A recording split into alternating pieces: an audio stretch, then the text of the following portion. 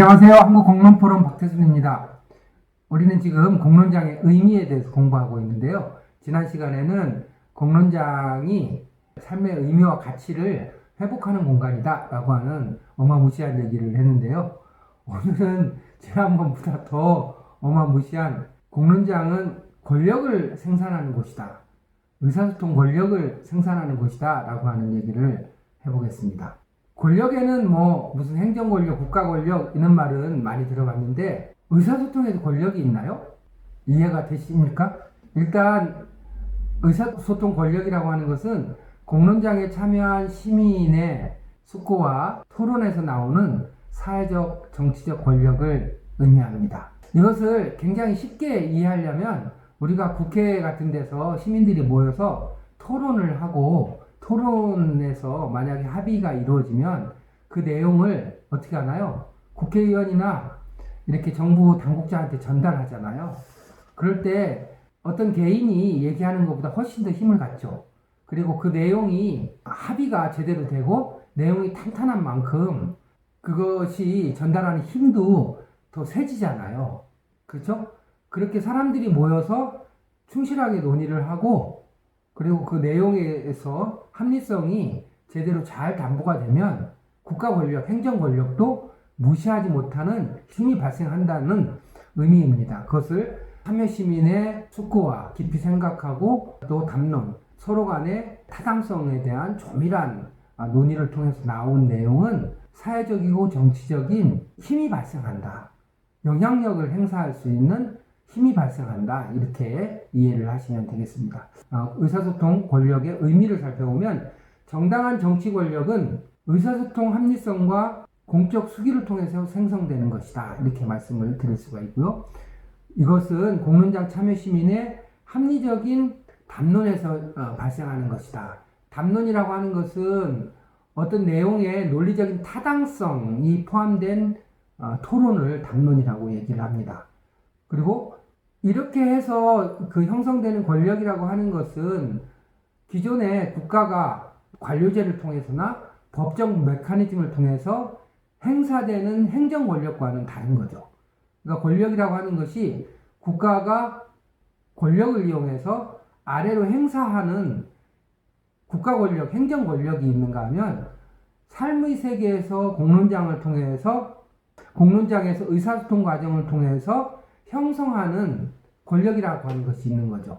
하나가 수직적인 권력이라면 하나는 삶의 세계에서 수평적으로 형성되는 권력이라고 하는 점에서 대조적이라고 말할 수가 있고요. 이런 것이 이제 민주주의의 본래 모습이기도 한 것이죠. 정치적 결정의 정당성을 갖게 되는 것이고 우리가 수기 민주주의라고 할 때 본질적인 내용은 이렇게 삶의 세계에서 논의 과정에서 토론과 수기라고 하는 것이 활성화된 민주주의를 우리가 수기 민주주의라고 한다 이렇게 말씀을 드렸잖아요. 수기 민주주의의 본래적인 의미하고도 굉장히 연관성이 깊은 말이다 이렇게 이해를 하시면 되겠습니다. 자, 그렇다면 공론장하고 의사소통 권력하고는 어떤 관계가 있는지 조금 더 살펴보도록 하겠습니다. 공론장의 역할은 의사소통 권력이 생성되고 행사되는 공간이다 이렇게 말씀을 드릴 수가 있고요. 그리고 공론장은 사회와 국가 사이의 격차를 해소하는 공간이다. 즉 삶의 세계와 국가라고 하는 체계 사이에 우리가 지난번에 말씀드린 것처럼 기본적인 운영 원리와 합리성의 기준이 다르잖아요. 따라서 이 두 가지 이질적인 것을 결합시키는 공간이 공론장이다 이렇게 말씀을 드릴 수가 있습니다. 그리고 사적인 문제를 공적인 문제로 전환하는 공간이고 의사소통 권력을 통해서 정치적 행동과 정책 결정에 영향력을 행사하는 즉 의사소통 권력을 형성하고 행사하는 공간이다 이렇게 말씀을 드릴 수가 있습니다. 그 다음에 또 하나 이제 중요한 것은 그렇게 형성된 의사소통 권력은 결국은 정치 권력으로 전환이 되는 것입니다. 의사소통 권력은 어디에 행사되는 건가요? 의사소통 권력이 형성되는 것은 공론장을 통해서 형성되는 것인데 그렇게 형성된 의사소통 권력이라고 하는 것은 체계에 반영이 되는 것이죠. 즉 의회라든가 행정이라든가 이런 것에 반영이 돼서 그게 법과 제도로 구체화되고 권리화될 때 효력이 발생하는 거잖아요. 그렇게 법과 제도를 통해서 효력이 발생하는 상황은 정치 권력화되는 것이죠. 그래서 의사소통 권력을 정치 권력으로 전환하게 되는 것입니다. 정치 권력으로 형성이 됐을 때 법적인 효력을 갖게 되는 것이잖아요. 그래서 제도적 메커니즘을 통해서 정치 권력으로 전환을 하게 되고, 공론장에서 의사소통 권력이 형성되고 그것이 정치 권력으로 전환되기 위해서는 상당한 정도로 민주사회화 되겠죠.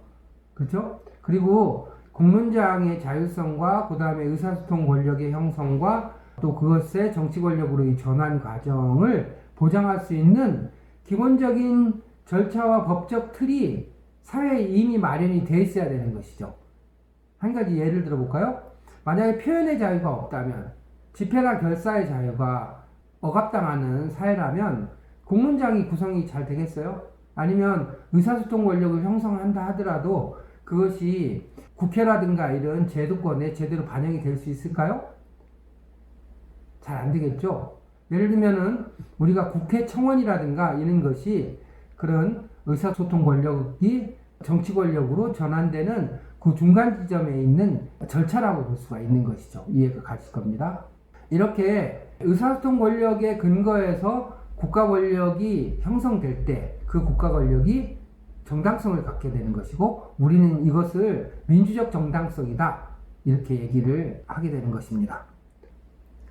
의사소통 권력이 제대로 잘 형성되는 그런 체제를 우리가 수기민주주의 체제다 이렇게 얘기를 할 수가 있습니다.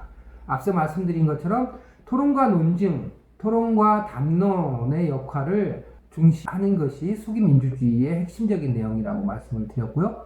의사소통 권력은 시민들이 이런 토론과 논증 과정을 통해서 정치 체계에 영향력을 행사하는 과정이라고 말씀을 드렸고, 이런 전체 과정을 우리가 수기민주주의다 이렇게 또 부를 수가 있는 것이죠. 그래서 수기민주주의가 잘 작동하느냐 여부는 공론장으로부터 나온 의사소통 권력이 정치체제에 영향력을 제대로 행사하게끔 절차와 제도가 잘 마련되어 있느냐라고 하는 것에 의해서 결정된다 이렇게 말씀을 드릴 수가 있습니다. 자, 세 번째로는 의사소통 권력이 제대로 잘 형성되기 위한 몇 가지 조건을 좀 살펴보겠습니다. 첫 번째는 개방성과 포괄성입니다. 담론에 참여할 수 있는 논의 기회가 보장돼야 되고요. 또 다양한 관점과 경험이 존중돼야 되는 것이죠.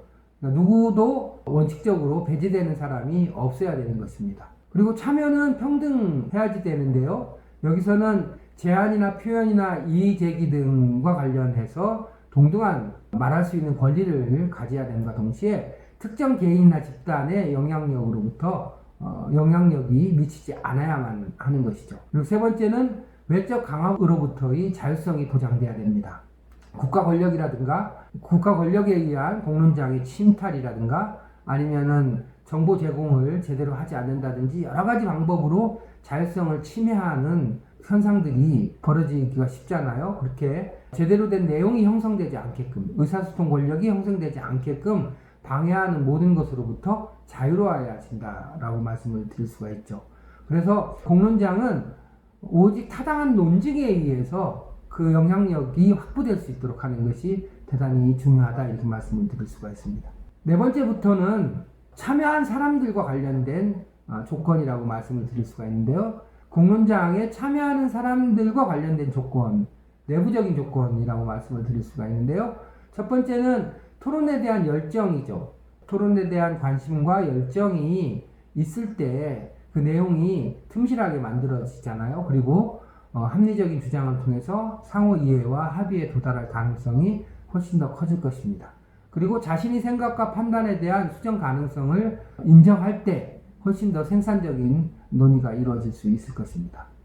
두 번째는 담론 윤리가 필요합니다. 담론 윤리 하니까 너무 어렵죠. 우리가 공론장 같은 거 할 때 운영 규정 같은 거 만들잖아요. 그래서 참여한 모든 사람들이 동의할 수 있는 자체 룰을 만들잖아요. 이렇게 자율적 규정을 합의해낼 수 있어야만 하는 것이죠. 그래서 참여자에 대한 존중, 그 다음에 동의의 기반을 형성하는 것이 대단히 중요하다 이렇게 말씀을 드릴 수가 있고요. 그리고 이제 마지막으로는 투명성과 책임이 보장돼야 된다고 봅니다. 그래서 수기와 의사결정 과정이 전체가 다 투명하게 가시화돼야 되고, 그 다음에 자신들이 한 발언과 결정에 대해서 스스로 책임감을 가져야 한다, 이런 내용을 말씀드릴 수가 있습니다. 지금까지 제가 공론장을 통한 의사소통 권력에 대해서 말씀을 드렸는데요. 우리가 그런 조건을 제대로 형성할 수 있을까? 또 의사소통 권력을 만들어낼 수 있을까? 생각하면 참 갈 길이 멀다라는 생각이 들기도 합니다. 그렇지만 실제로 우리 삶의 현장에서는 작고 크든 간에 이렇게 수없이 많은 공론장과 의사소통 권력이 형성되어 가고 있습니다. 그것을 어떻게 보다 더 단단하게 만들어 갈 것이냐라고 하는 과제가 남아있을 뿐입니다. 자, 마지막으로 갈 길은 멀지만 목표를 갖고 한 걸음씩 걸어갑시다. 수고 많으셨고요. 내용이 좋았다면 구독과 좋아요 부탁드립니다. 감사합니다.